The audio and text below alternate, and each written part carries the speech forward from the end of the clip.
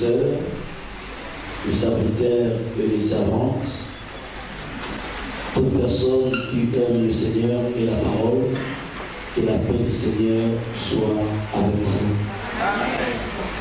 Bien-aimés dans le Seigneur, hier nous avons introduit dans ce thème le réveil. Le réveil est le thème que nous avons partagé pendant 3 jours. Nous avons commencé hier, nous sommes là aujourd'hui et nous allons achever demain. Alléluia. Amen. Bien-aimés dans le Seigneur, je voulais juste m'adresser à un peuple pour vous dire une vérité. Une vérité qui va peut-être choquer certaines personnes. Une vérité qui va peut-être blesser d'autres. Mais elle restera la vérité. Hier, je disais dans ma prédication, l'absolu de tout enfant de Dieu, c'est la parole. Lorsqu'une église n'a plus d'absolu, elle est comme l'église catholique. C'est-à-dire, il y a un pape en miniature. Il y a un homme qui a le dernier mot. Dans la vraie église du Seigneur Jésus, seule la parole qui est l'absolu.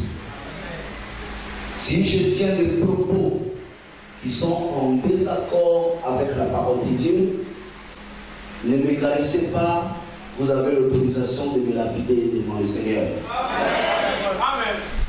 Ne prenez pas les cailloux pour me lapider, mais par contre prenez les Écritures, car les cailloux actuels, c'est la parole. Amen. Les diables avaient tenté Jésus dans le livre de Matthieu chapitre 4. La Bible dit Jésus l'avait vaincu et Satan le laissa. Et pour que le Seigneur puisse vaincre le diable, il n'a pas utilisé l'eau. Il n'a pas utilisé l'huile. Il n'a pas utilisé l'hysope. Il n'a pas utilisé de mouchoir. Le combat entre Jésus et Satan s'est arrêté seulement au niveau de il est écrit, il est aussi écrit. Je suis tellement touché de voir les gens combattre Satan avec leurs propres armes. Je suis tellement choqué de voir les gens chasser Satan de leur propre manière. Mais dans les Écritures, la Bible dit Satan le laissa. Donc ce soir, si vous voulez que Satan vous laisse, vous devez simplement imiter le Seigneur. Notre thème, c'est le réveil. Nous tous, nous savons que la première église que Jésus a laissée, c'était l'église primitive. L'église de Pierre, l'église de Paul, l'église de l'an 33 du calendrier grégorien. Tout le monde le sait que cette église a connu la persécution. Et que vers le 4e siècle est née une nouvelle religion qu'on appelle l'Église catholique par la volonté de l'empereur romain, l'empereur Constantin. Tout le monde sait que l'Église catholique a commencé son influence et sa domination depuis le 4e siècle jusqu'au 16e siècle, vers les années 1500. C'est là où est né un mouvement, une vague qu'on appelle le protestant. C'est déjà une histoire, tout le monde le sait. Après les protestants, nous avons connu d'autres mouvements évangéliques. Nous avons connu le mouvement pentecôtiste. Et le dernier mouvement qui a impacté la terre et le monde en matière de la doctrine du Seigneur, c'est le réveil. Personne ne peut le contester. La quasi-totalité des églises aujourd'hui, nous sommes classés dans le groupe des églises de réveil. Un jour, moi-même, j'étais au ministère de l'Intérieur. Les ministres avaient convoqué tous les pasteurs. Lorsque le ministre avait pris la parole, il a dit quelque chose qui m'avait touché. Il dit il faut imiter les églises traditionnelles. Le français m'avait tellement choqué, je ne comprenais pas le vrai sens de cela. Je me suis renseigné aux intellectuels. J'ai dit, que veut dire église traditionnelle? Église traditionnelle veut dire les églises qui ont déjà duré, les églises qui sont là depuis. Et quand on parle de l'église traditionnelle, on voit les catholiques, les protestants, les pentecôtistes. Bien-aimés dans le Seigneur, c'est une manière de nous dire, vous êtes la dernière vague. Alléluia. Alors, je suis prophète, j'ai une responsabilité devant le Seigneur et devant les hommes. Parce que quand Dieu visite un peuple et qu'il leur envoie un prophète, il faut que le prophète vous apporte quelque chose. Dans le livre prophétique, la Bible dit, on pose la question à un prophète, sentinelle, et dit de la nuit. Le prophète, c'est une sentinelle. Il a la capacité de lire les signes des zodiaques. Il a la capacité de voir l'ennemi de loin et avertir le peuple qui sont en bas. Bien-aimés, et ce soir, je suis là pour s'adresser à quelqu'un. Je vous dis, c'est une vérité qui va choquer, mais elle restera la vérité. Le réveil est biblique. Aucun mouvement peut impacter le monde sans que Elohim, au préalable, puisse prédire sa venue. Je vous donne un exemple simple. L'Église catholique, elle est dans la Bible, quelque part cachée dans la prophétie. Si vous êtes enfant de Dieu, vous allez trouver où se trouve l'Église catholique dans la Bible. Si vous lisez calmement Apocalypse 18, Apocalypse 17, vous allez voir l'Église catholique. L'Église protestante est dans la Bible. Si vous lisez calmement Apocalypse 13, vous allez voir comment la bête était blessée par l'épée. Tout le reste des mouvements que vous voyez, c'est dans la Bible. La venue du royaume, Dieu l'avait prédit dans le livre de Daniel, même la venue des religions que nous voyons. Et la grâce que nous avons dans le livre de Matthieu chapitre 25, où se trouve la promesse du réveil, la Bible raconte l'histoire de l'Église depuis le commencement jusqu'à l'enlèvement, jusqu'au retour du Seigneur. L'Église, son histoire, d'une manière prophétique, l'histoire de l'Église, de la manière prophétique, est cachée dans le livre de Matthieu chapitre 25. Nous allons lire ce passage pour essayer de montrer à tout le monde que Matthieu 25 parle de l'histoire de l'Église depuis le commencement, depuis la Pentecôte jusqu'en 2018, au-delà même de 2018, jusqu'au retour du Seigneur. Matthieu chapitre 25. Il est écrit, oui. Alors le royaume des cieux sera semblable à 10 vierges qui, ayant pris leur lampe, allèrent à la rencontre de l'époux. 5 d'entre elles étaient folles et 5 étaient sages. Les folles, en prenant leur lampe, ne prirent point d'huile avec elles. Mais les sages prirent avec leur lampe de l'huile dans le vase. Comme l'époux tardait, toutes s'assoupirent et s'endormirent. Au milieu de la nuit, on cria, voici l'époux, allez à sa rencontre. Alors toutes ces vierges se réveillèrent. Et préparèrent leurs lampes. Les folles dirent aux sages. Donnez-nous de votre huile.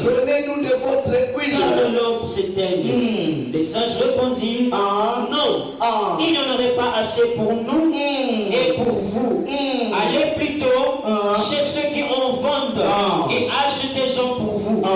Pendant qu'elles allaient en acheter, l'époux arriva. Celles qui étaient prêtes entrèrent avec lui dans la salle de noces et la porte fut fermée. Merci. Bien-aimé, Matthieu 25, c'est une parabole. Déjà, le fait que la Bible nous dit que c'est une parabole, la conclusion est simple. La parabole est destinée à l'Église et non à Israël. Il y a quelque chose qui est caché. La majorité des personnes ne savent pas pourquoi Jésus parlait en parabole. Le Seigneur parlait en parabole pour cacher le mystère à un groupe de gens. C'était les Juifs.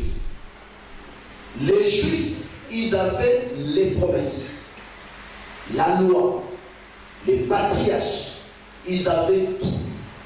Les Juifs espéraient à la venue d'un certain Messie. Aucun ancêtre gabonais, aucun de nos ascendants avait la promesse ou espérait à un certain Messie. Mais par contre, les Juifs, ils attendaient la venue du Messie. Lorsque ce Messie est venu, Jésus-Christ, il parlait en parabole pour voiler quelque chose aux Juifs. Parce que si les Juifs détectaient qu'il était le Christ, ils allaient être sauvés et que le salut ne devait pas venir vers nous, les nations. C'est pourquoi Paul a dit, Dieu a aveuglé un temps Israël. Dieu les a aveuglés pour un temps, afin que le salut vienne vers nous, les nations. Amen. Quand vous voyez déjà votre pasteur économiser des millions pour aller faire un tour en Israël, vous apportez l'eau de Jourdain, il est déjà perdu. Parce que l'Écriture dit, un aveugle ne peut pas conduire un autre aveugle. L'Écriture nous dit qu'Israël était aveuglé. Leur aveuglement prendra fin le jour que Jésus va prendre l'Église, quand l'Église partira. Selon Apocalypse chapitre 11, Dieu enverra témoins pour aller prêcher Israël, le Jésus qu'ils ont rejeté. Tant que les témoins ne sont pas partis à Jérusalem prêcher, ces peuples sont encore aveuglés. Aucun frère de Joseph avait reconnu Joseph avant que Joseph lui-même se fait révéler à eux. Quand ils étaient devant Joseph, c'est Joseph qui les a reconnus. Mais eux, ils n'ont pas connu Joseph. Joseph est le type de Christ. Ses frères, c'est Israël et nous sommes des Égyptiens. Joseph parlait à ses frères que par l'entremise de la langue égyptienne. Il fallait un interprète. Jusqu'au temps fixé par Dieu, Joseph a dit à tous les Égyptiens de lui laisser seul avec ses frères. Donc, bien-aimé, Dieu parle en parabole pour s'adresser à un peuple. Et ce peuple dans la salle, c'est vous. Alléluia. Et nous entrons dans la parabole. La Bible dit, le royaume des cieux est semblable à 10 vierges qui alla à la rencontre de l'époux. Bien-aimés dans le Seigneur, dans la Bible, il y a 2 types de vierges. Il y a que 2 types de vierges dans la Bible. Il y a des vierges fiancées et des vierges non fiancées. Il faut toujours faire la différence entre ces 2 vierges. Puisque la loi dit, si un homme viole une vierge non fiancée, l'unique chose que cet homme doit faire, c'est réparer le viol en payant la dot auprès du père de la Vierge. Mais si un homme s'assaille à violer une vierge qui est fiancée, il n'y a pas d'excuse. Et cet homme et la vierge, les deux méritent la mort si le viol s'est passé dans la vie. Parce qu'on sous-attend que la vierge elle-même, elle est complice. La vierge fiancée est l'image de l'église. La vierge fiancée, elle est déjà occupée. Elle a déjà un mari. Vous allez remarquer dans la Bible, la différence entre une femme mariée et une vierge, ça se trouve seulement au niveau des rapports sexuels. Une femme qui est fiancée ne peut pas avoir de l'intimité avec son mari avant le mariage. Et elle ne reste pas chez son mari avant le mariage. Mais en dehors de ça, les deux ont un dénominateur commun. Que tu sois fiancé, que tu sois marié, le dénominateur commun de deux, c'est la fidélité. Même si tu n'es pas encore dans la maison de ton mari, mais le fait que tu sois fiancé, tu dois fidélité à ton mari. C'est pourquoi l'Écriture dit, si une vierge fiancée est violée, le violeur mérite la mort. L'Église est une vierge fiancée. C'est pourquoi Paul dit dans 2 Corinthiens, je vous ai fiancé à un seul époux pour vous présenter à Christ comme qui? Une vierge. L'unique église qui n'est pas vierge fiancée, c'est l'église catholique. Je vous ai dit déjà au départ que je veux vous blesser.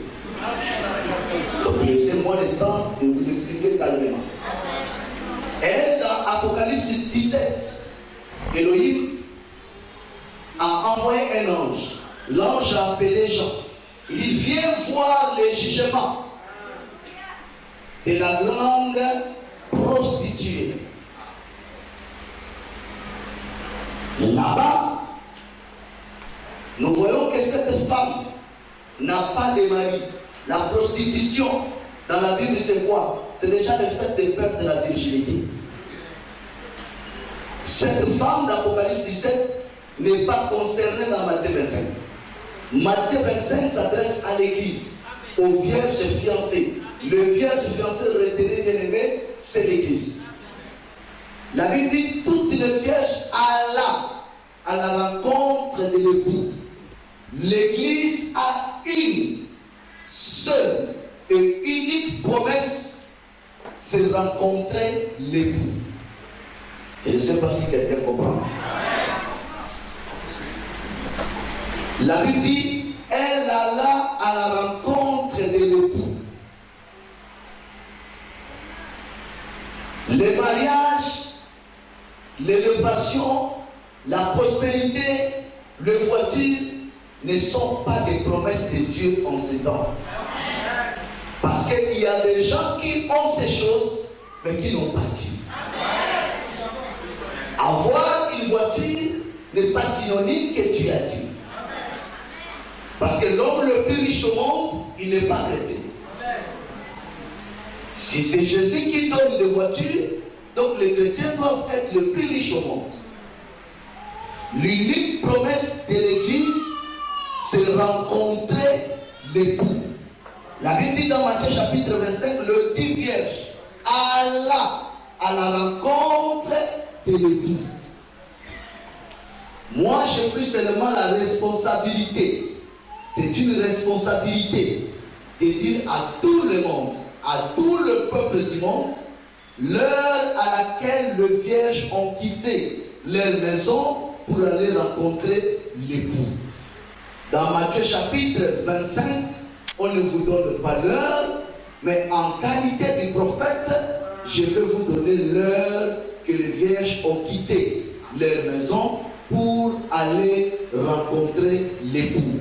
Comme Paul il vous a donné le nom de deux magiciens qui se sont opposés à Moïse, Si vous lisez l'Ancien Testament, leur nom n'est pas révélé. C'est Paul qui vous a dit, les deux s'appelaient Janès et Jambres.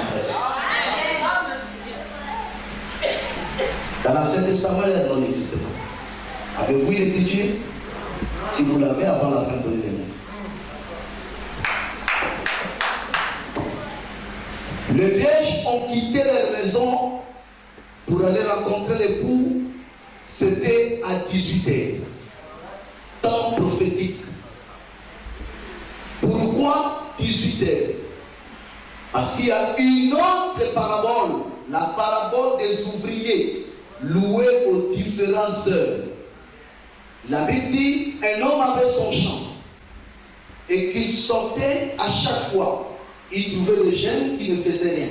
Il posait la question à ces jeunes. Vous n'avez rien à faire aujourd'hui? Nous n'avons rien. Il dit, allez-y travailler dans mon champ. Ils envoyaient les gens. Les gens allaient travailler. Et à la fin, il a commencé à payer tout le monde qui ont travaillé dans son champ. Mais ceux qui ont travaillé à partir de 7h du matin se sont fâchés. Il dit, nous avons travaillé toute la journée, tu nous payes seulement un denier. Mais ceux-là, ils ont travaillé seulement 1 heure. Alors l'Écriture dit, ceux qui ont travaillé 1 heure, cet homme les avait pris à 17h. Donc en un mot, le travail est fini à quelle heure? Alors travailler prophétiquement veut dire la loi. Parce que quelqu'un qui est sous la loi est justifié par ses propres efforts. Puisque la grâce, c'est le Shabbat, la grâce, c'est le repos. Quand on est sous la loi, on est sauvé par nos propres travail. Quand on est sous la grâce, l'homme ne travaille plus. C'est Dieu qui travaille à sa place. Donc c'est à 18h que le travail a pris fin. Donc le temps d'Israël a pris fin. C'est là où commence le temps des nations. C'est pourquoi Jérémie vous dit, dans Jérémie chapitre 24, qu'est-ce dit le prophète? 25 plutôt. Jérémie, verset 4. Écoutez le prophète Jérémie. Il est écrit, oui. L'Éternel vous a envoyé. L'Éternel vous a envoyé. Tous ses serviteurs. Tous ses serviteurs. Les prophètes. Il les a envoyés dès le matin. Il les a envoyés. Tous les prophètes sont venus le matin. Amen. Cela ne veut pas dire à 6h que le prophète est venu. Le matin, c'est le temps d'Israël. Puisque chez Dieu, le temps est divisé en 2 parties. La Bible dit, il y eut un soir, il y eut un matin. Ce fut le premier jour. Il y eut un soir, il y eut un matin. Ce fut le deuxième jour. Ainsi de suite. Donc le matin, c'est Israël. Le soir, c'est l'Église. Donc quand le soleil s'est couché à 18h, c'est là où les vierges se sont levées. L'Église a commencé pour aller maintenant rencontrer l'époux. Et l'époux là, c'est qui? Merci.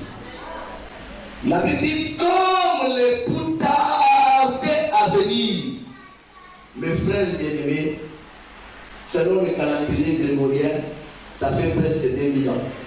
Et puis Jésus a exigé Jean chapitre 14, je m'en vais, je reviens. Vous savez combien de personnes sont mortes, espérant toujours voir Jésus revenir, et ce Jésus ne vient pas. Comme l'époux tardait à venir, toutes les vierges s'endormirent et s'assoupirent. La Bible dit, au milieu de la nuit, c'est là où se trouve notre thème. On cria, voici l'époux, allez à sa rencontre. C'est le cri en question qui a fait que la vierge endormie puisse se réveiller. La première question que je pose à la salle, les vierges endormies, que ce soit des sages, que ce soit des folles, prophétiquement, c'est quoi? L'Église. À minuit, la Bible dit, on cria, voici l'époux. C'est le cri là de minuit qui a fait en sorte que les vierges endormies puissent se réveiller. Donc quand on dit réveil,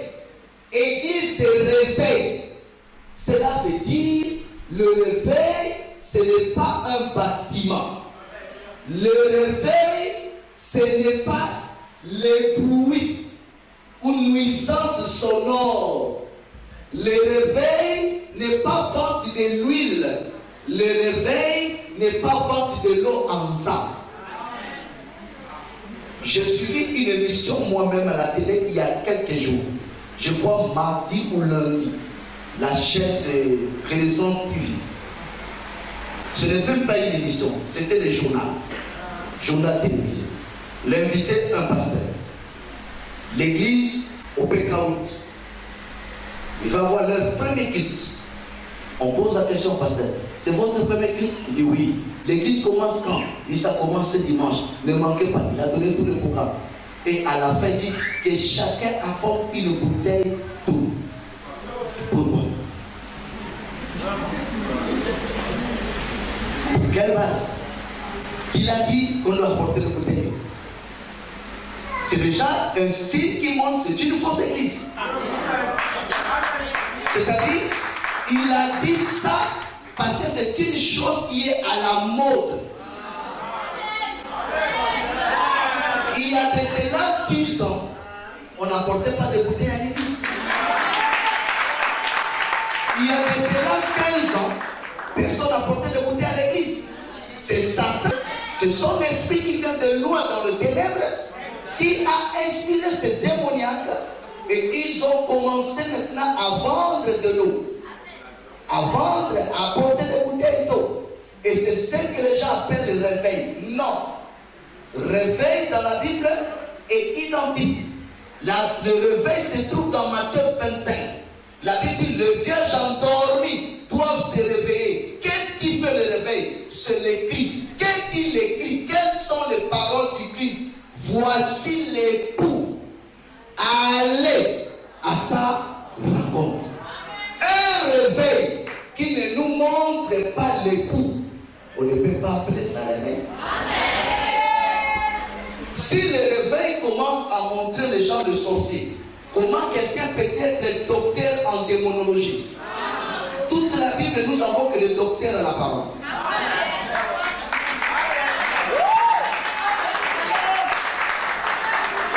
Si le réveil commence à nous montrer que les sorciers, on ne peut plus appeler cela réveil. Puisque le réveil de la Bible dit, voici l'époux. Voici l'époux. Bien-aimés dans le Seigneur. Même les apôtres ont eu le courage de dire au Seigneur, Maître, enseigne-nous à prier comme Jean l'a fait à ses disciples. Tu nous as enseigné l'aspect ciel. Tu nous as enseigné l'enlèvement. Tu nous as enseigné la résurrection. Tu nous as enseigné le millénium. Mais il y a une chose que tu ne nous as pas enseigné, c'est la prière. Enseigne-nous la prière. Pourquoi ils ont demandé cela? Parce que c'est lui qui n'est pas enseigné ne peut pas connaître la prière. Au lieu d'enseigner le peuple à prier, on enseigne le peuple à acheter des huiles, à acheter de l'eau. Et les jours qu'il n'y aura plus l'eau, les jours qu'il n'y aura plus l'huile, les jours que le peuple va manquer les unités, s'il y a un problème la nuit, elle va faire comment? Vous avez une situation d'urgence dans votre chambre, vous avez besoin d'intervention de Dieu. Vous regardez votre flacon d'huile, il n'y a plus d'huile. Vous appelez votre pasteur, vous n'avez plus des unités. Ça, ce n'est pas des églises. Nous n'avons pas besoin d'acheter tous les jours des huiles. Nous n'avons pas besoin d'acheter de l'eau. Nous avons besoin de connaître et à prier. Si nous connaissons prier, nous ne viendrons plus avec des bouteilles à l'église. Étant dans nos maisons, nous pouvons transformer l'eau de la SCG au sang de Jésus-Christ.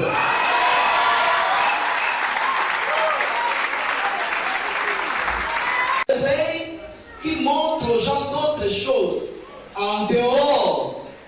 Et voici l'époux, on ne peut pas appeler ça réveil. Montrez-moi, bien-aimé dans le Seigneur, le réveil au Gabon. Vous voyez les thèmes qu'on prêche à gauche, à droite. L'époux, c'est le Seigneur. Voici, je vous ai dit hier, en bon français, voici veut dire désigner quelque chose qui est proche de locuteur. Voilà, c'est désigner quelque chose qui est un peu éloigné de locuteur.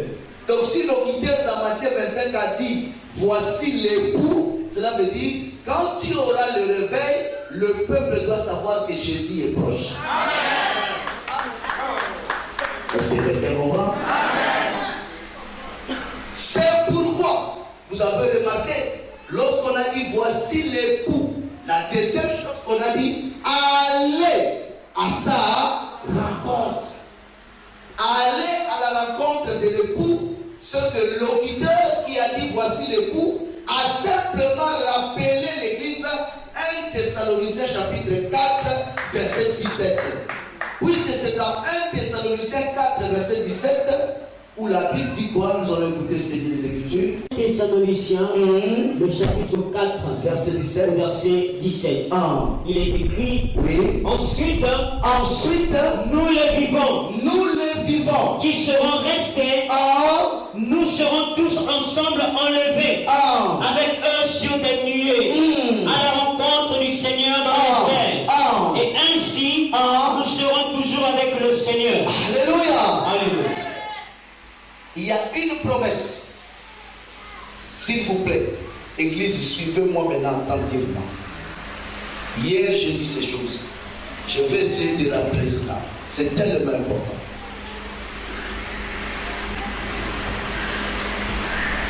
Si vous avez l'habitude, vous avez toujours dit Jésus-Christ, mais que tu ne connais pas,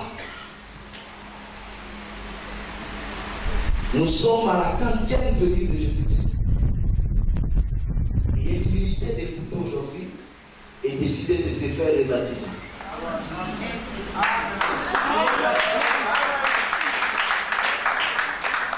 L'humilité précède toujours la gloire. Le Jésus que nous adorons, autrefois, il était une promesse. Sa venue était annoncée par le prophète. Cette venue était accomplie. La parole s'est faite chair. L'homme de Galilée est venu pour accomplir la première mission, c'était mourir. C'est ça la première venue. Il est parti, mais avant de partir, il a promis. Il dit, je reviendrai. L'unique promesse qui est d'actualité aujourd'hui à l'église, c'est la seconde venue. En dehors de la seconde venue, il n'y a plus d'autres promesses. Tout ce que vous voyez à gauche, à droite, ce sont les jeux du diable. Jésus que vous adorez, avant son départ, dans Jean 14, il dit, je m'en vais, je reviendrai. Il a promis revenir. Et l'église aujourd'hui attend sa venue. Et dans Matthieu 25, les vieux sont partis rencontrer l'époux. C'était la seconde venue. Elle voulait voir, rencontrer les maris. Puisque la promesse de la seconde venue nous cache beaucoup de choses. Il y a la première résurrection. Quand il viendra, il y aura la première résurrection. Les morts en Christ vont ressusciter. Les vivants vont transfigurer. Ensemble, nous allons porter un corps de gloire. Nous allons aller à la rencontre de qui? Du Seigneur. Et nous irons tous au souper de noces. C'est Apocalypse chapitre 19. C'est là où il y aura le mariage entre Christ et l'Église. La vraie Église aujourd'hui, elle attend la seconde venue. Nous avons soif de voir Jésus apparaître. La démocratie ne va rien nous donner du bon. La dictature non plus. Aucun régime des hommes peut donner la joie à l'homme. L'unique régime qui peut nous donner la paix, c'est quand Christ apparaîtra.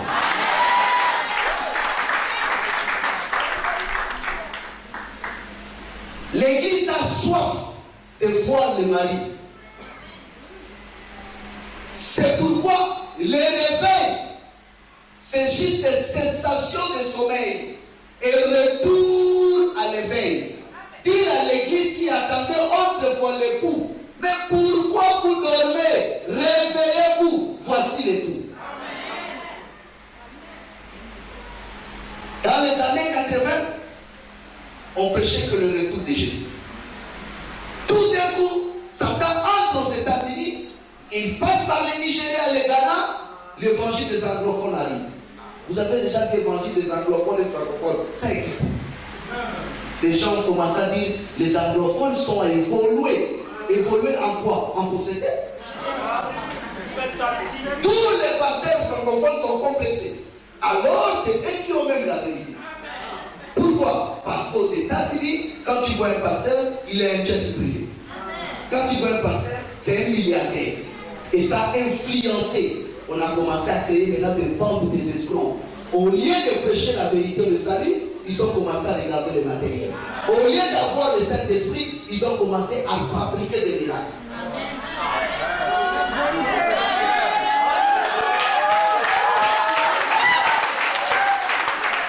Bien-aimés dans le Seigneur,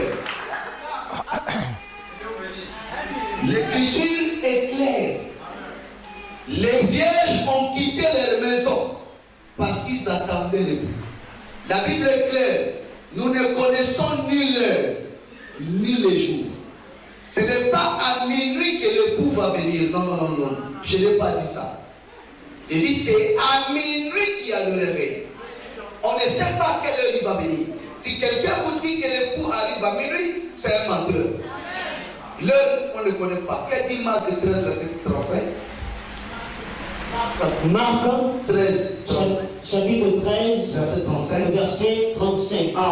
Il est écrit, veillez donc, car vous ne savez quand viendra le maître de la maison, ou le soir, ou au milieu de la nuit, ou au chant du coq, ou le matin. Craignez qu'il ne vous trouve endormi à son arrivée soudaine. Il ne veut pas qu'on vous trouve endormi.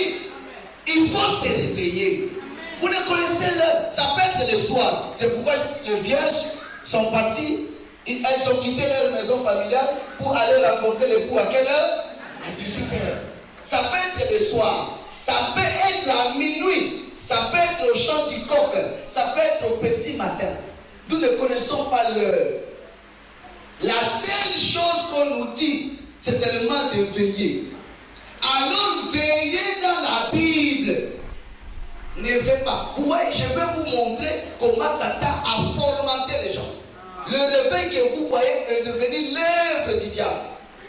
Quand vous voyez à minuit, la Bible dit on cria, les cris. Je vous dis, c'est un message. Alors le réveil aujourd'hui, au lieu de prendre des cris comme message, et ils ont pris cris comme tapage nocturne. Si vous demandez le ministre de l'Intérieur au Gabon, c'est quoi l'église de réveil? Il va te dire, c'est là où on fait le bruit. Si vous demandez à un Gabonais dans la rue, église de comment distinguer l'église de réveil et d'autres églises, la première des choses que tout le monde connaît, que le réveil c'est le show. C'est l'église qui dit show. C'est le jeu de Satan. Satan a enlevé les cris comme message, il a mis les cris comme ambiance. On cria, ce n'est pas dans votre église, vous devez commencer à crier. On cria, on dit 2 points, voici les cris. Cri en question, c'est un message qui annonce le retour de Jésus-Christ. Est-ce que quelqu'un comprend? Et c'est ce message qui va faire en sorte que les vierges endormies puissent se réveiller. Bien-aimés dans le Seigneur, réveiller veut dire éveiller de nouveau. Donc on sous-attend celle qui était endormie, autrefois, elle était éveillée. Alors pour veiller dans la Bible, veiller et prier, Satan a transformé cela. Oh, les églises de réveil, il y a trop de veillées de prière. C'est bien. Les dates ont changé. Au lieu quand je dis veiller et prier, l'église de réveil vient maintenant dire tel jour, nous aurons veillé sport. Tel jour, nous allons veiller au gymnase d'Oloumi. Ce n'est pas mauvais, ce n'est pas un péché. Mais quand Jésus dit veiller et prier, ce n'est pas le veiller et prier qu'on fait. Veiller, c'est avoir une lampe. Parce que la sentinelle veille dans la Bible que avec la lampe. Et la lampe, bien dit, c'est la parole prophétique.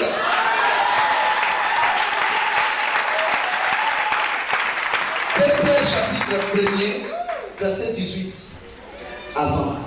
De Pierre. Vous voyez maintenant comment on éveille. Église éveillée. On va éveiller maintenant. Pierre chapitre 1er. À partir du verset 19, il est écrit.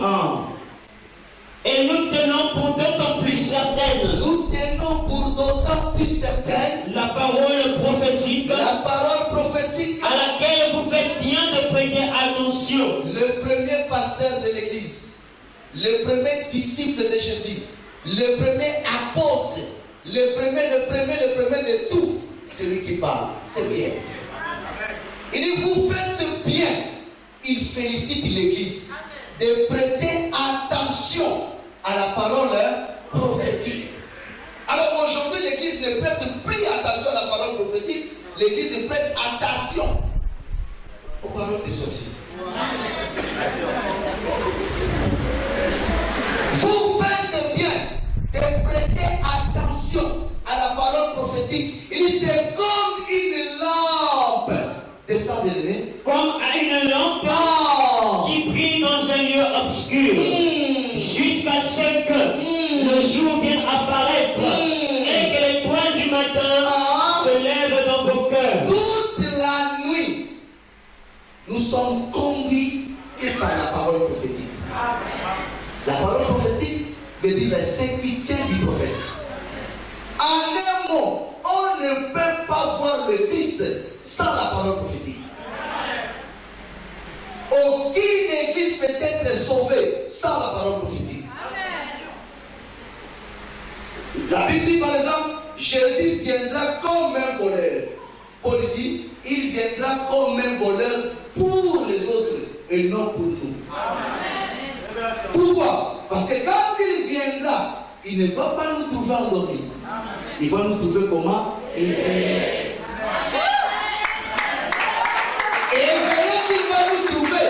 Cela ne veut pas dire quand Jésus va venir, il va vous trouver en gymnase d'Oloumi en train de couper sa main.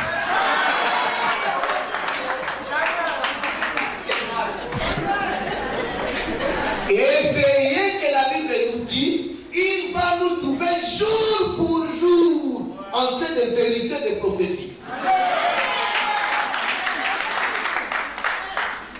Les enfants de Dieu voient toutes choses d'après les Écritures.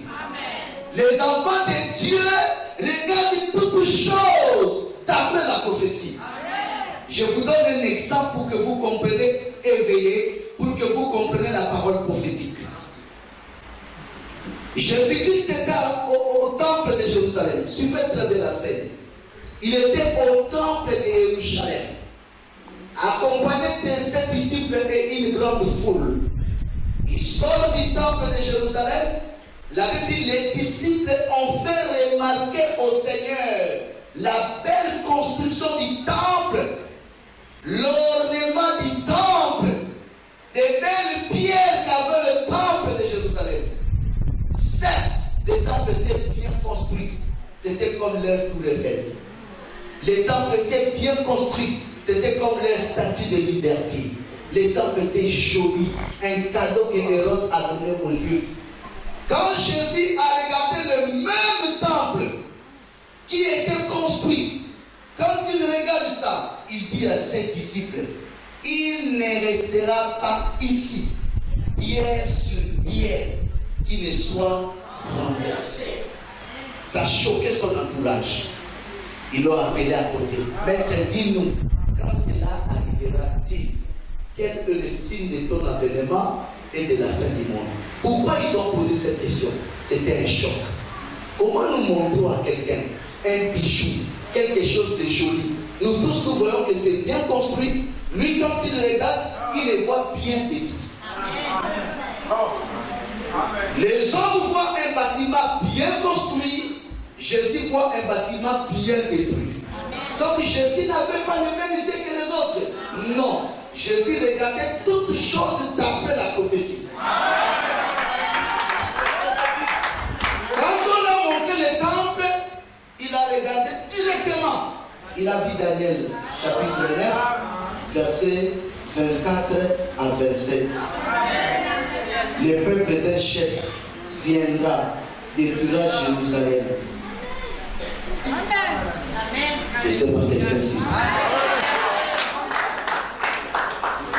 Daniel chapitre 9, verset 24. Il est écrit, vous descendez, 70 semaines ont été fixées sur ton peuple et sur ta ville sainte pour faire cesser les transgressions et mettre fin au péché, pour expier l'iniquité et amener la justice éternelle, pour sceller la vision et le prophète et pour oindre le Saint des Saints.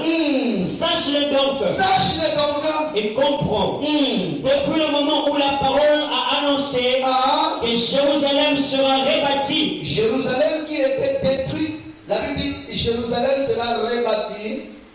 Jusqu'à loin, au conducteur, il y a 7 semaines. Dans 62 semaines, les places et les fossés seront rétablis, mais en des temps fâcheux. Après les 62 semaines, et les 7 semaines d'avant, donc nous sommes au 69e semaine, un ouin sera retranché. Un ouin sera comment? Retranché. Et Jésus, lorsqu'il est venu dans Luc chapitre 4, il dit, l'Esprit du Seigneur est sur moi. Il m'a. Donc le ouin qui sera retranché, c'est Jésus-Christ. Et le retranchement du ouin n'est rien d'autre que la crucifixion. Quelle dit la prophétie? Un ouin sera comment? Retranché. Attends maintenant. Et il n'aura pas de successeur. Le peuple d'un chef qui viendra. Après le retranchement du ouin, le peuple d'un chef qui viendra détruira la ville et le sanctuaire.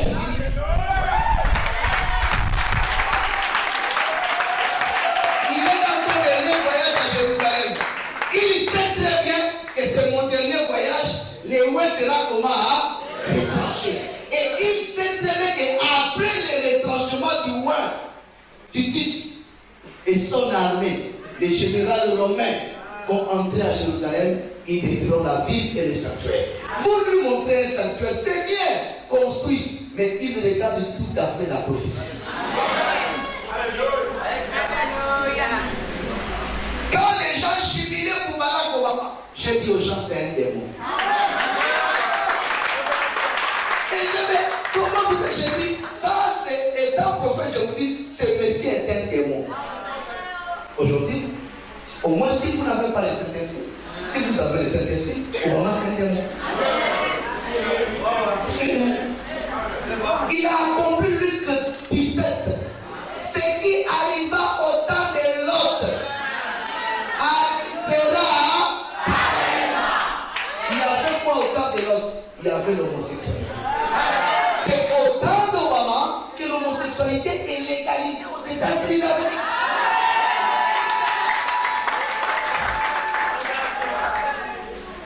Il a la Bible, il va à l'église. Nous voyons ces photos.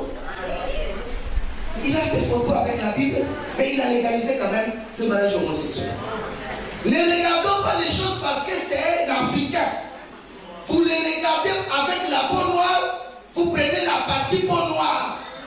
L'église qui veille, c'est l'église qui regarde toutes choses d'après la prophétie. Veiller, église et veiller, c'est ça.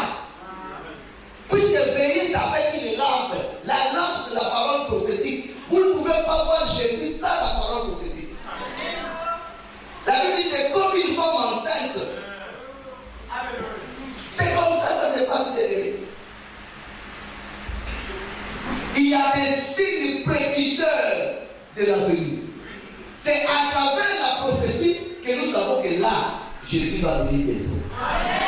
La vraie église de réveil, qui a des lampes allumées, c'est que Jésus va venir bientôt. Pourquoi? Parce que quand tu regardes les prophéties bibliques, 1 Thessaloniciens 5 dit, Prenons 1 Thessaloniciens chapitre 5, à partir du premier verset, il est écrit, pour ceux qui aient des temps et des moments, vous n'avez pas besoin, frère, qu'on vous en écrive. Car vous savez bien vous-même. On ne peut pas vous fixer les vrais jours de retour de Jésus. Les femmes que vous voyez, les vierges, elles sont parties attendre. Elles voulaient raconter le coup. L'heure et le jour, personne ne le connaît. C'est le seul mystère qui reste dans le suspense. On ne peut pas vous fixer l'heure et le jour de retour de sa frère. Car vous savez bien vous-même que le jour du Seigneur viendra comme un voleur. Dans la nuit. Quand les gens me diront, voilà maintenant la prophétie. La vraie église vient de sur la prophétie. On donne un signe précurseur. On ne donne pas l'heure exacte que Jésus va venir. On ne donne pas les jours exacts. Mais on vous donne des signes précurseurs. Quand les gens diront, paix et sûreté, alors une ruine soudaine les surprendra. Comme le douleur de l'enfant commence sur la femme enceinte, et ils n'échapperont point. Quand les hommes, il ne dit pas l'église, quand les hommes diront paix, nous avons connu des guerres. Il y a eu la première guerre mondiale, 14 à 18. Dès que la guerre est finie, les vainqueurs se sont réunis. Il dit donc, nous allons mettre en place quelque chose, une forme d'institution qui va empêcher que la terre puisse embrasser encore une guerre mondiale. Ils ont créé la SDN, la Société des Nations, qui avait pour mission empêcher la seconde guerre mondiale. En 1939, la guerre se déclenche. 40 à 45. Dès que la seconde guerre mondiale est finie, les vainqueurs se sont retrouvés dit non, la SDN a échoué à sa mission. Puisque sa mission était empêcher une autre guerre. Mais il y a eu une seconde guerre mondiale. Il faut remplacer la SDN par l'autre institution plus forte, plus fiable, dotée de tout. Ils ont créé l'ONU, l'Organisation des Nations Unies, qui a pour mission le maintien de la paix. 1945, tous les hommes, y compris les Gabons, membres des Nations Unies, a dit paix. Alors la prophétie nous dit, lorsque les hommes diront paix, depuis que l'ONU est créée, avez-vous vu l'accord au monde?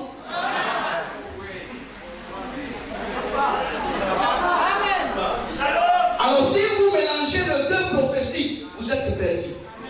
Parce que les deux prophéties sont séparées. Lorsqu'ils diront paix et sûreté, c'est comme la venue de Jésus-Christ, c'est séparé. Jésus arrive dans le temple, on lui remet le rouleau du prophète Isaïe. Un jeune garçon, on lui remet le rouleau d'Isaïe. Il ouvre, il tombe dans Isaïe 61. Là-bas, il est écrit, l'Esprit du Seigneur est sur moi. Il m'a oint. À la fin, la Bible dit, il m'a envoyé pour proclamer une année de grâce et un jour de vengeance. C'est ce qui est écrit dans Isaïe 61. On remet le rouleau à Jésus. Il ouvre, il lit, l'Esprit du Seigneur est sur moi. Papa, à la fin, il dit, il m'a envoyé pour proclamer une année de grâce. Point. Scandale.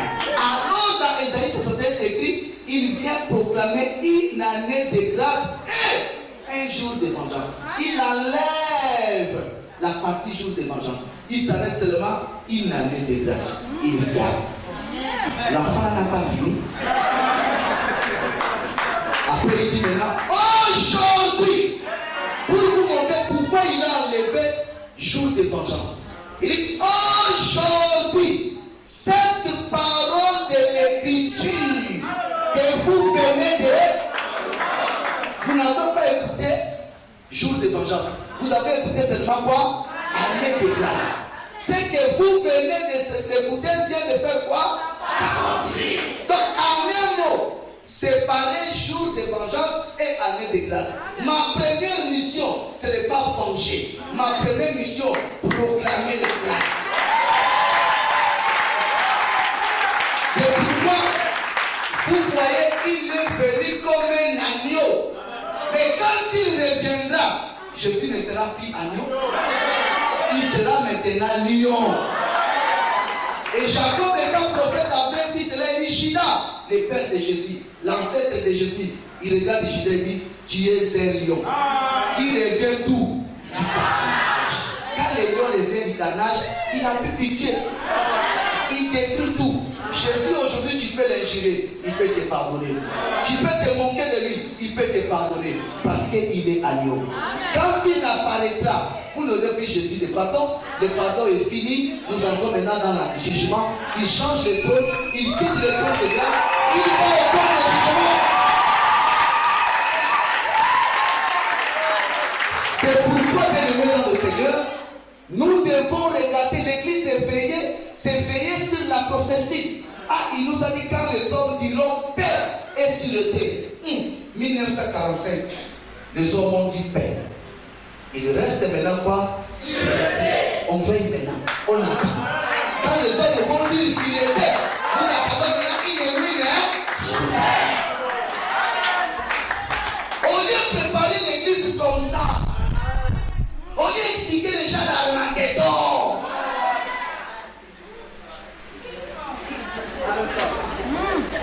au lieu d'expliquer les gens pourquoi il y a des conflits, au lieu d'expliquer les gens le problème de dégradation climatique, Ban Ki-moon, le secrétaire des Nations Unies, a tenu un discours. Il dit dans 50 ans, nous serons en guerre contre la nature et nous n'allons pas vaincre.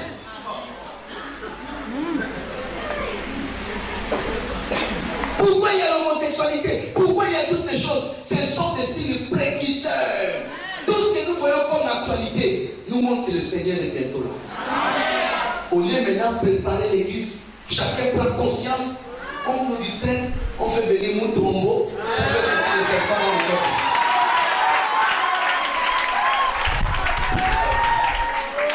Ça c'est quelque chose. Comment quelqu'un peut payer les billets pour enlever les cafards dans les gorges? Bien-aimé, on ne peut pas appeler ça réveil. J'ai aimé une chose. J'ai dit que les Gabons vont connaître quelque chose à cause de ce que nous Tongolais lui-même a écrit. Il a écrit dans sa page Facebook. Il a écrit, je parle au Gabon. Et je vous dis, les Gabons vont connaître un réveil. Au même moment, nous nous parlons du réveil.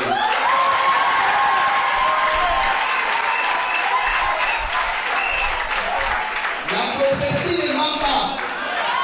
Quand Moïse est né, au même moment, Ramsès est né. Parce qu'il avait une mission de combattre Moïse. Quand Jésus est né, Judas aussi est sorti dans sa maternité. Parce qu'il avait une mission de combattre Jésus. Et même quand nous parlons de réveil, voilà encore une autre personne qui vit avec son faux réveil. C'est ainsi. Je vous dis, c'est une vérité. L'appui que nous avons, c'est le Seigneur. Même si vous m'amenez au tribunal, Paul était au tribunal. Quand Paul est arrivé au tribunal, Dieu va entrer dans le corps des juges gabonais, comme Dieu était entré dans le corps des juges dans cette époque. Un juge a dit aux gens qui ont arrêté Paul, si vous condamnez Paul à cause des troubles et insécurité dans le pays, nous allons le mettre en prison. Mais s'il s'agit des questions d'un certain nom, vous voulez l'acquitter à cause d'un nom, Jésus, ne nous mêlez pas dans votre affaire là.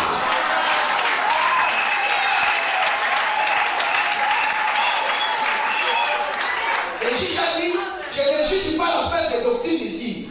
Je juge l'affaire du pays. Il a volé? Non. Il a menti? Non. Il a commis un crime? Non. Oh, parce qu'il dit seulement, il n'y a pas un vrai réveil au Gabon. Allez-y, réglez votre affaire là.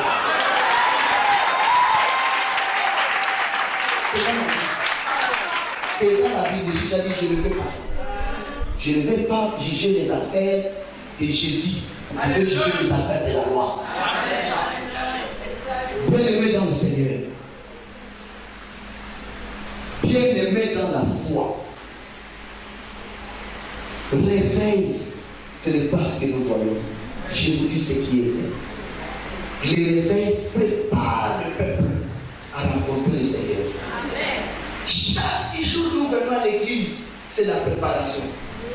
Les jours que Rebecca a vu de loin Isaac, la Bible dit, elle a posé la question à Eliezer. Qui est ce jeune homme qui vient à notre rencontre? Eliezer lui dit, c'est ton époux, c'est mon Seigneur. Directement, Rebecca a mis un voile, signe de la soumission. Dès que l'épouse sait que la rencontre est prête, il faut que l'épouse se soumette à la parole. Nous devons nous soumettre à la parole de Dieu. Quand vous attendez la folie des vierges folles, ça ne veut pas dire des personnes qui marchent avec les habits déchirés. La folie, c'est quoi? Prenons le livre de Proverbes. Nous sommes dans le livre de Proverbes, 26, verset 11. le chapitre 26, au verset 11. Il est écrit: comme un chien qui retourne à ce qu'il a vomi, ainsi est l'insensé qui revient à sa folie. Alléluia. La Bible dit 5 d'entre elles étaient sages, 5 autres étaient comment? Folles. Bien-aimé, comme un chien qui retourne à ce qu'il a vomi, c'est ça aussi, la folie de l'insensé. Protestant avait vomi l'église catholique. Aujourd'hui, protestant est retourné. Pentecôte avait vomi l'église protestante. Aujourd'hui, Pentecôte est à l'église protestante. Ainsi de suite, bien-aimé. Remarquez très bien, les choses qu'on a vomies hier, c'est ce qu'on a repris dans Jean. Le pasteur des églises, lorsqu'ils ont commencé, ils ont vidé l'église catholique. Pourquoi? Ils ont dit aux gens, ce que l'église catholique fait, l'eau bénite, n'est pas dans la Bible.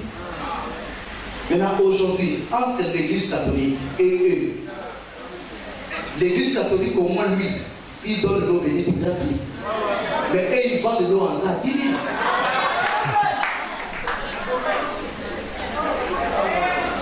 À l'église catholique, ils ont les raisons. Ils vous font comme ça. 0 francs. 0 francs. Vous recevez quelques gouttes à 0 francs. Chaque dimanche, si vous avez besoin de quelques gouttes, 0 francs. Mais vous allez à l'église de réveil, 10 000 par litre. Dans les années 80-95, ils s'habillaient comme moi, les pasteurs. Comme ça, comme je suis là. Aujourd'hui, ils s'habillent plus comme ça. On n'arrive plus à faire la différence entre un prêtre et un pasteur de l'église de l'éveil. C'est difficile. Tous s'habillent maintenant pareillement. Alors autrefois, ils ont voulu ça. Ils étaient contre cela. Et ils sont partis plus loin avec des cannes maintenant.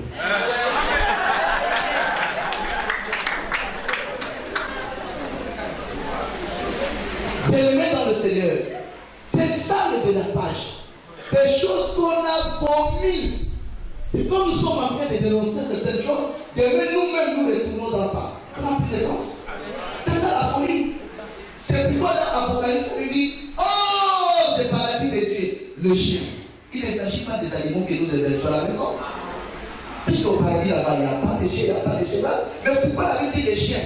Il ne parle pas de nos chiens, il parle des hommes qui sont repartis manger tout ce qu'ils avaient vomi.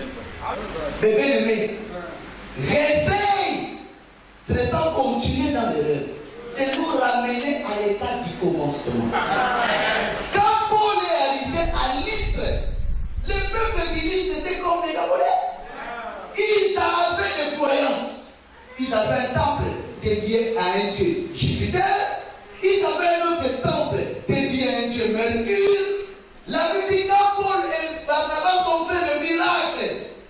peuple de l'Israël ont pris les taureaux. Ils ont décidé d'offrir des sacrifices. Parce que c'était leur tradition. Mais la Bible dit, Paul et Barnabas ont déchiré leurs habits pour empêcher la foule de faire ce qu'ils demandent à la foule de renoncer. Si nous demandons au peuple de renoncer à certaines choses, nous ne devons pas céder à la pression du peuple. Dans Acte 14, ça c'est écrit noir sur blanc. Le peuple de l'Israël ont voulu amener Paul dans ces jeux-là. Ils avaient des temples, comme nous avons le coutume de Jobi à l'Istre. Il y avait un temple dédié à Dieu Mercure, l'autre dédié à Jupiter. Quand Paul arrive, il dit, oh, chez nous, nous sommes habitués comme ça. Ils ont pris les taureaux faire des sacrifices. La Bible dit, Paul et Barnabas ont déchiré leurs vêtements pour empêcher la foule. Nous devons empêcher les gens à persévérer. C'est-à-dire les gens doivent renoncer à certaines choses. On ne doit pas les encourager. Si les peuples sont habitués d'aller chez les Ganga, nous devons arrêter de faire ces choses. Si nous les amenons avec le même système, ils ne vont pas connaître la vraie repentance.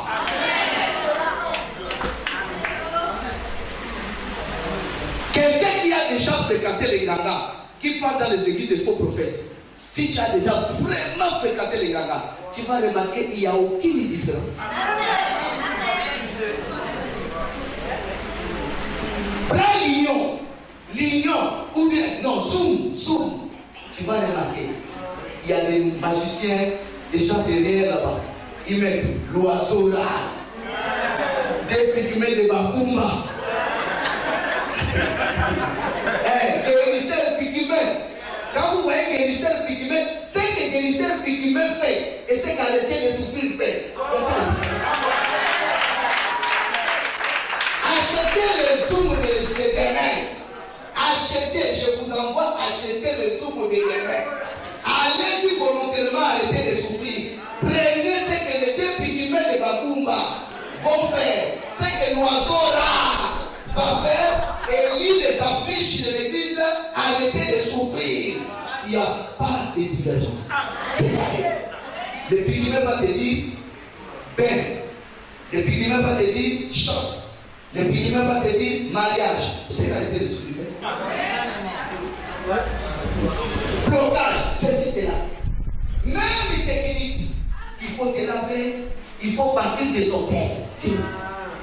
Il faut partir des hôtels. Tout ça là, c'est des stratégies pour structurer de l'argent. Alors, dans la Bible, il fallait amener le peuple à renoncer à ces choses vaines. Alléluia. Amen. Alléluia. Amen. C'est la Acte 17, 14. Ceux qui veulent le lecture. Acte 14, verset 12. Ils appelaient Barnabas Jupiter et Paul Mercure, parce que c'était lui qui portait la parole. Le prêtre de Jupiter, dont le temple était à l'entrée de la ville, amena des taureaux avec des bandelettes vers les portes et voulait de même que la foule offrir un sacrifice. Les apôtres Barnabas et Paul, ayant appris cela, déchirèrent leurs vêtements et se précipitèrent au milieu de la foule, en s'écriant, ô hommes, pourquoi agissez-vous de la sorte? Nous aussi, nous sommes des hommes de la même nature que vous, et vous apportons une bonne nouvelle. Nous vous exhortons à renoncer à ces choses vaines.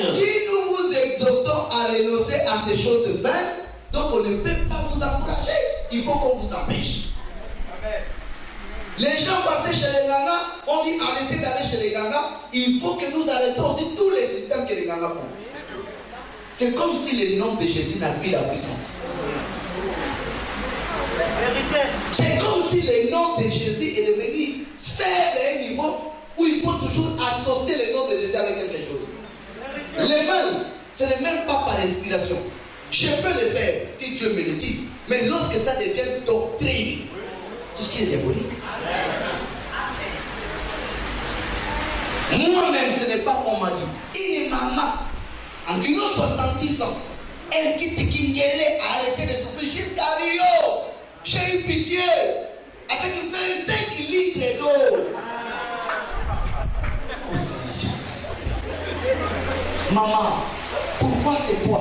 Ah papa, l'homme de Dieu qui nous a demandé d'amener.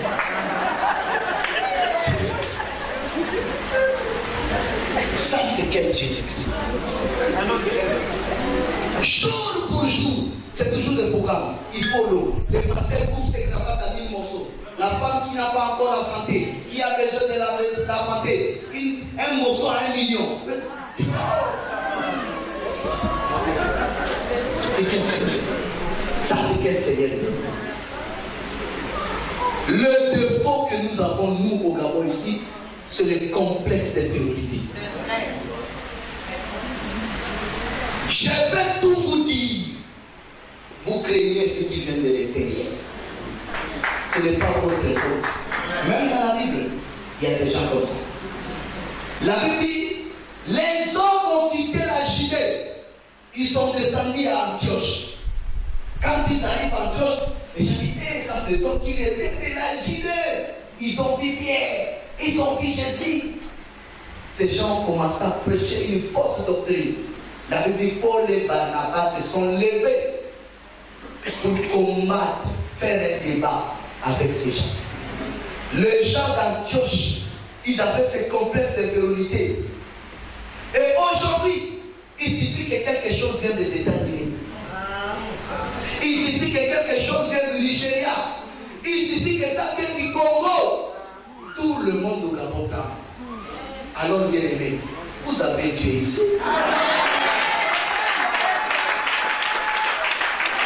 Dieu, c'est la parole. Dieu, c'est la parole. L'église primitive, il n'y avait pas de contradiction.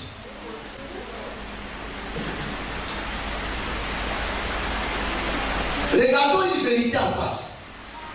Dans d'autres églises, on baptise au nom du Père, du Fils et du Saint-Esprit. D'autres églises, on baptise au nom de Jésus, même la Bible.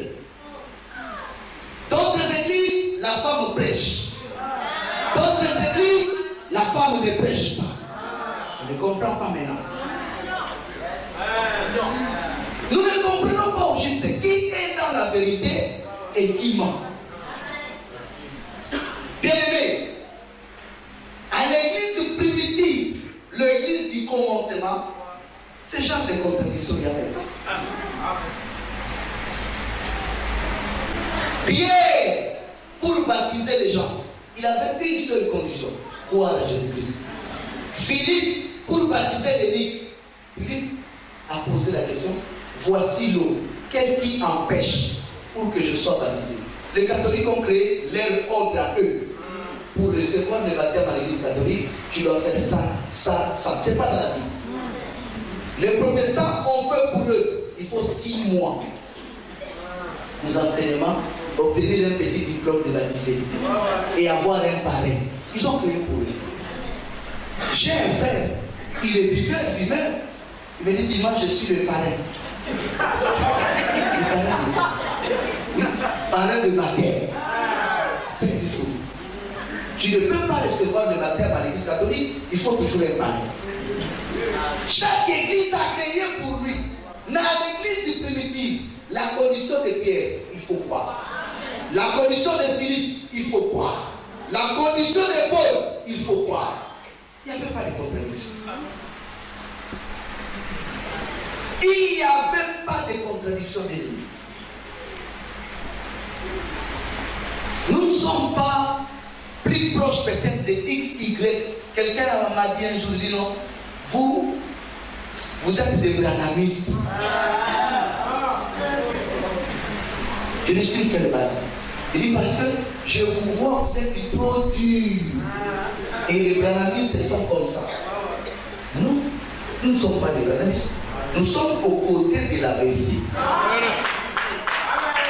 Si sur un point, X personne n'a la vérité, on va dire qu'il a la vérité.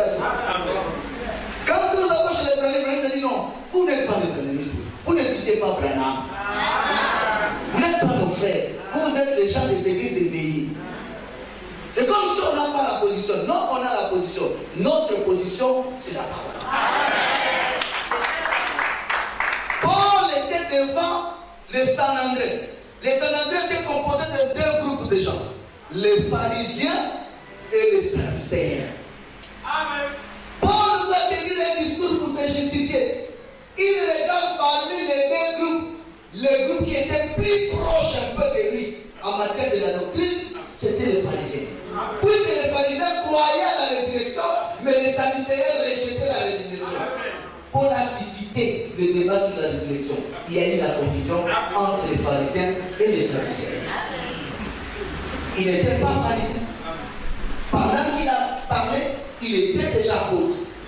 Mais il était plus proche des pharisiens en matière de la résurrection. Demain du bien-aimé, si X église a la vérité sur telle doctrine, nous allons le dire qu'ils ont la vérité. Amen, amen. Pourquoi nous avons le courage de dire invitons le serviteur de Dieu? C'est parce que chaque personne peut détenir une partie de vérité. Amen. On n'est pas faux à 100%. Alléluia. C'est pourquoi on évite. Venez quand même nous écouter. Peut-être telle chose, vous aussi vous êtes d'accord avec nous. Mais si vous êtes d'accord, qu'est-ce que nous devons faire?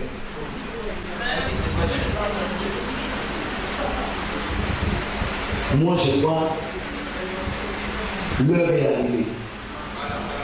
Nous devons s'élever contre les exorcistes ambulants. Il y en a. Ils sont dans la Bible. Le fils de Séba. Ils sont au Gabon. La Bible dit les hommes meurent. Mais leurs esprits. Rahab est mort. Caïn est mort. Mais le mensonge n'est pas mort. Nous avons des menteurs au Gabon. Mais Caïn est mort. Nous avons des meurtriers au Gabon. Mais c'est le Caïn qui est le premier meurtrier. Ces esprits ne meurent pas. L'homme peut mourir, l'esprit peut posséder d'autres personnes. Séba était sacrificateur. Il avait 7 fils. Les 7 fils de Séba ont ouvert leur église. Ils ont commencé à chasser les démons. De quelle manière? Démons, nous te chassons au nom de Jésus que Paul nous prêche. Ça, c'est quelle manière de chasser les démons? Ils ont déjà dévoilé eux-mêmes leur faiblesse. Leur faiblesse, c'était quoi? Ils se sont spécialisés à chasser les démons. Ils ne se sont pas spécialisés à la prédication. Nous chassons au nom de Jésus que Paul nous prêche. Donc eux, ils ne prêchent pas. Ils ont reconnu que celui qui prêche Jésus, c'est qui? Maintenant, vous prêchez. Au nom de nous, prêcher là, c'est pour Samuel. Nous, notre travail, c'est seulement délivrer les gens.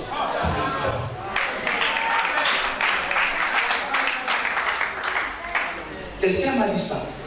Il dit, frère, toi, reste dans le côté parole. Toi, attaque là-bas. Nous allons attaquer côté délivrance. À la télé, il m'a appelé. Il dit, toi, tu es bon. Tu restes dans le côté parole. Tu nous laisses maintenant notre couloir. Le côté attaquer les démons. J'ai directement compris. C'est l'un des fils de Séba. Pourquoi? Parce qu'eux-mêmes, ils ont dit aux démons, c'est Paul qui prêche Jésus. Nous ne prêchons pas Jésus. Nous nous sommes spécialisés seulement à vous attaquer. Ça n'existe pas. C'est une manière de dire à quelqu'un ce soir, on peut signer. On peut apporter une vraie révélation. On peut apporter des miracles authentiques, pas fabriqués.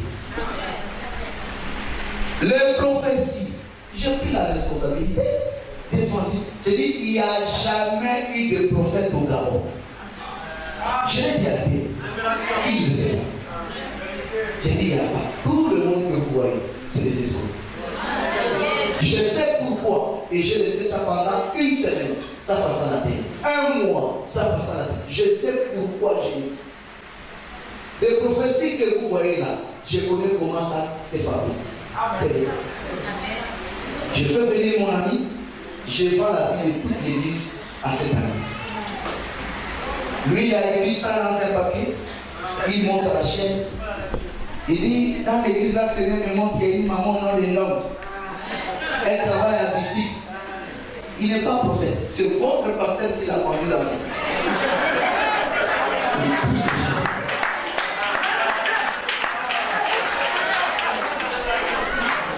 Mais il peut aussi prophétiser pour moi. Pourquoi seulement pour les gens qui sont là? Un prophète de lui m'a s'attarder avec moi comme ça. Au feu rouge de la télé. Il me regarde. Il dit, toi on m'a dit que tu ne crois pas qu'au Gabriel est prophète. Il dit, je suis prophète à l'image. Il dit, tu n'es pas prophète. Il dit, je suis prophète. Il dit, tu n'es pas prophète. Il me regarde. Il dit, quand je te regarde, je vois quelque chose. Il dit, pas. Il dit, ta mère t'aime beaucoup. Là, il n'a pas menti, c'est vrai.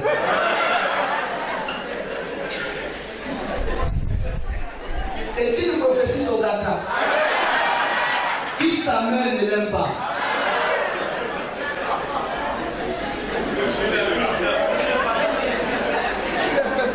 J'ai dit Dieu, il a réussi ma mère même. Expose-lui Dieu. Il dit au moment où je t'ai dit, elle pense même à toi. Elle a son téléphone en main, elle manipule. Elle a même envie de t'appeler. Celui qui était avec le prophète là, lui regarde, il arrête. Pourquoi il sait que ma mère est morte? Je ne regardais plus le prophète. Je regardais le pasteur Joseph qui était avec lui. Qui était les jours de décès de ma mère, qui était là avec moi. Je l'ai regardé, je regarde ton prophète. Je l'ai regardé. Il me dit, là, tu es tenté de prendre un terrain qui n'est pas là.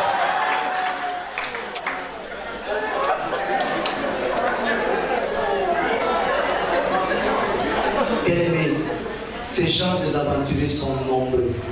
Ces mêmes prophètes, je les trouve avec une femme quelque part. Je dis, pourquoi tu mènes cette vie? Il me dit, c'est un droit pour lui. Je dis, ben, tu fais des mauvaises choses. Il dit, mais Élie l'a fait, Élisée l'a fait. Je dis, Élisée? Il dit, oui. Mais quand il est parti ressusciter la vie des Tsunamites, tu n'as pas dit ça. Je dis, comment? Tu n'as pas dit bouche. Bouche.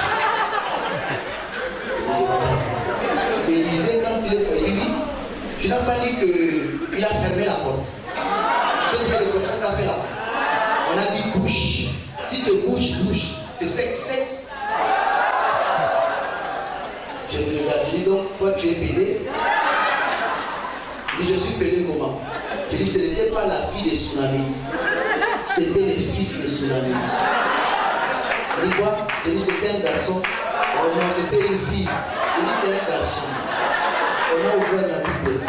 On a dit, fils des Tsunamites. Il va dire, tu as raison.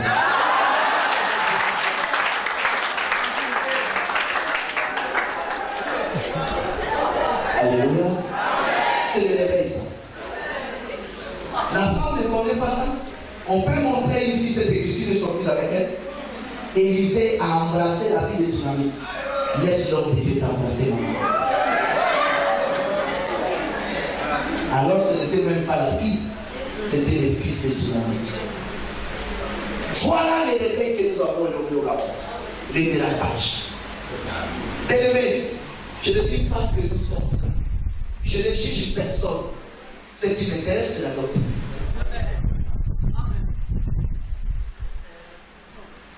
Il y a encore la possibilité que nous puissions servir le Seigneur dans ce pays en vérité et en esprit. Il y a encore, si nous nous levons, on peut se retrouver même au stade de pleurer, prier partout, afin que Dieu suscite une nouvelle génération dans ce pays. Des hommes et des femmes qui est pour cette grande mission.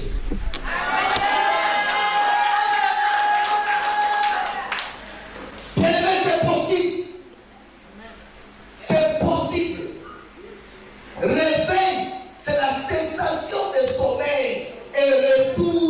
l'éveil. Cessation de sommeil et retour à l'éveil. On sous-entend que les vierges endormies étaient d'abord éveillées. C'est-à-dire ramener l'église à l'état du commencement. Baptiser comme les apôtres. Prêcher comme les apôtres. Faire tout comme les apôtres. C'est le but du diable. Nous sommes là pour ça. Pourquoi ne pas ramener les choses comme à l'église primitive? L'ombre de Pierre guérissait les malades. Paul n'a jamais demandé aux gens d'amener des mouchoirs, remettre le Bible. Non. Paul prêchait la parole. C'est la foi des gens qui écoutaient. Ils se sont levés eux-mêmes. Ils ont touché les corps de Paul. Ils ont amené le mouchoir à l'hôpital général. Ils ont posé là où les malades étaient assis. La personne. Il n'y avait pas campagne à porter le mouchoir. Il n'y avait pas ça. Il n'y avait pas ça. Il y a trop de dérapage aujourd'hui. Si vous aimez les Gabon, il est là, il est là. Ne suivez pas. Au Congo, chaque avenue, il y a des centaines d'églises. C'est les églises qui ont rendu la tête de ces pauvres. C'est un pays extrêmement riche. Mais aujourd'hui, vous frère, vous ne pouvez pas imaginer. À cause de vous, c'est les églises.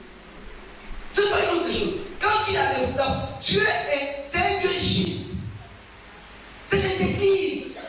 C'est des églises. Il ne prêche pas la vérité aux gens. Matin, midi, soir. Au lieu que les gens se lèvent, aller chercher du travail, tu vas trouver 140 jeunes à l'église. Dormir au sol à cause de ça, c'est qu'il a fait. J'ai besoin d'un visa pour les États-Unis. Les États-Unis sont devenus comme un paradis. À cause de qui? De prédication de pasteur. Tout le monde n'est pas censé être millionnaire, béni. Pourquoi ce message? La bénédiction selon Dieu, ce n'est pas la bénédiction de la personne. Elohim dit à Marie, tu es bénie entre toutes les femmes. Qu'est-ce que Marie a fait? Jusqu'à la mort de son mari Joseph. Joseph était toujours charpentier. Mais la Bible dit, elle était bénie. On n'a jamais nommé Joseph ministre. Mais quelle bénédiction que l'ange a apportée. Tu es béni. Je suis béni, mais mon mari est charpentier. Et il meurt charpentier. Quelle bénédiction?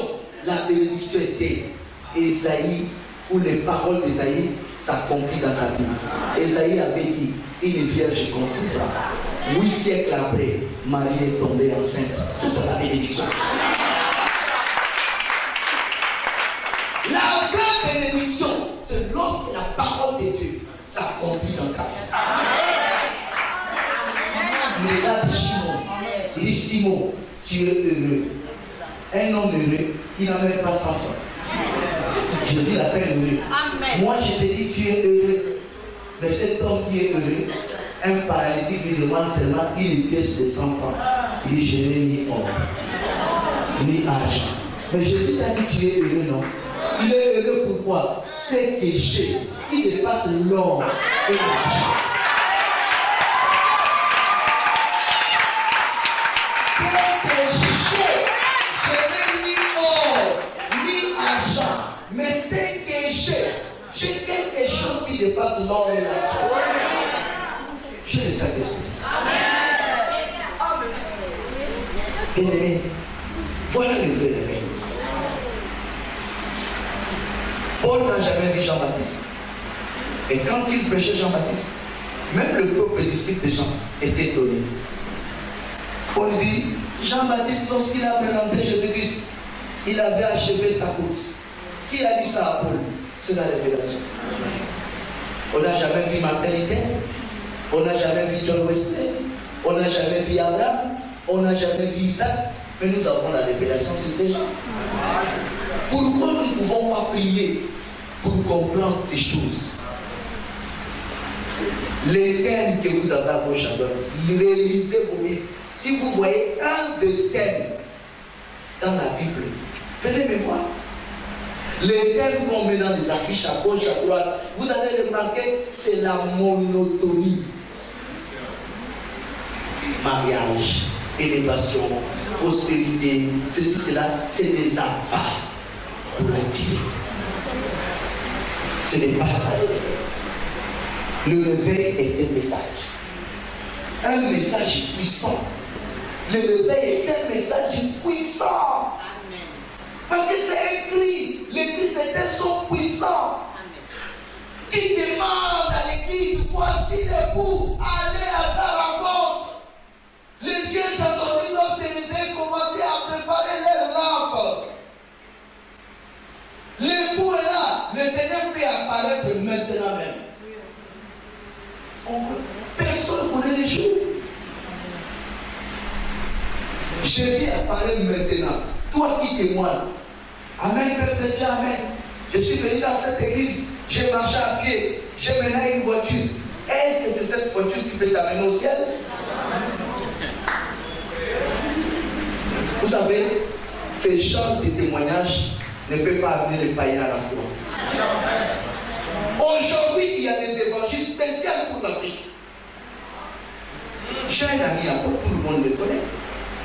Quand on discutait, on parlait d'autres choses, il négligeait. Il a pris l'avion, il est descendu au Canada. Il m'a appelé. Il dit, tu as les hommes 100%.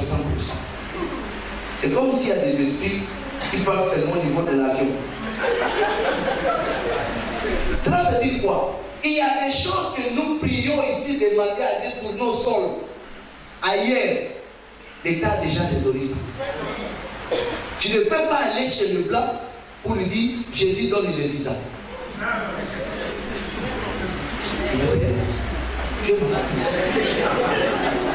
Parce que lui, il sait, pour avoir son visa, il parle à l'ambassade. On lui remet le formulaire, il lit, il remplit. On lui donne son visa. Depuis qu'il voyage, il n'a jamais demandé un visa avec la prière. Ça, c'est l'évangile purement satanique de l'Afrique. Les gens utilisent la souffrance de l'Afrique et font de cette souffrance un message. Alors, Christ, c'est un message universel. Ce n'est pas un message pour l'Afrique. Ce n'est pas un message pour la France. Bien-aimé dans le Seigneur. La souffrance est devenue, le social est devenu cheval de bataille des églises de la vie. Ce n'est pas ça, ça c'est le faux réveil. Le vrai réveil nous montre ses rêves. Et nous avons besoin de personnes, des hommes, des femmes, qui peuvent apporter un nouveau vent. Je ne dis pas seulement d'abord dans le monde. Je ne dis pas seulement d'abord, je dis dans le monde. C'est pourquoi on vous a fait appel. Moi j'avais seulement une pensée à communiquer. Vous dites, bébé, n'ayez pas peur. Ne dites plus que vous êtes dans l'église de l'éveil en imitant le système que nous avons trouvé. Ce n'est pas ça l'éveil. Je vous ai donné Matthieu 25 pour que vous-même vous lisez Matthieu 25. Vous allez voir quelque part où Dieu parle d'un réveil. Le réveil de Matthieu 25, c'est un message puissant qui fait en sorte que la Vierge endormie se réveille. Réveiller veut dire prendre la position initiale. Éveiller. Alors pour réveiller, il faut une lampe. La lampe, c'est la parole de Dieu. Nous devons nous retrouver, examiner les prophéties. Toute la vie de Jésus, c'était des prophéties. Jésus égale la parole prophétique. Jésus, c'est la parole prophétique. Sa naissance, Ésaïe l'avait annoncé. Marie, c'est le fruit d'une prophétie. Une vierge concevra. Il est né. Les lieux de la naissance, Bethléem, c'était une prophétie. Michel l'avait annoncé. Sa descente en Égypte, la fuite d'Hérode, c'était une prophétie. Son entrée triomphale à Jérusalem, Zacharie l'a annoncé. Sa crucifixion au milieu de deux brigands, David l'a annoncé. Le prix de vente de Jésus, 30 pièces de monnaie, David l'avait annoncé. La trahison de Judas, David l'avait annoncé. La résurrection, tout ce qui est de Jésus, toute sa vie, du début à la fin, seulement l'accomplissement de ce qu'a dit tel prophète. L'accomplissement de ce qu'a dit tel prophète. Jusqu'aujourd'hui, toute personne qui sert Jésus doit savoir, en dehors de la parole prophétique, tout ce qu'on fait là, l'Église, ça ne peut pas nous donner ça. Ça ne peut pas. C'est pourquoi je vous demande de vous lever, s'il vous plaît. Nous allons prier.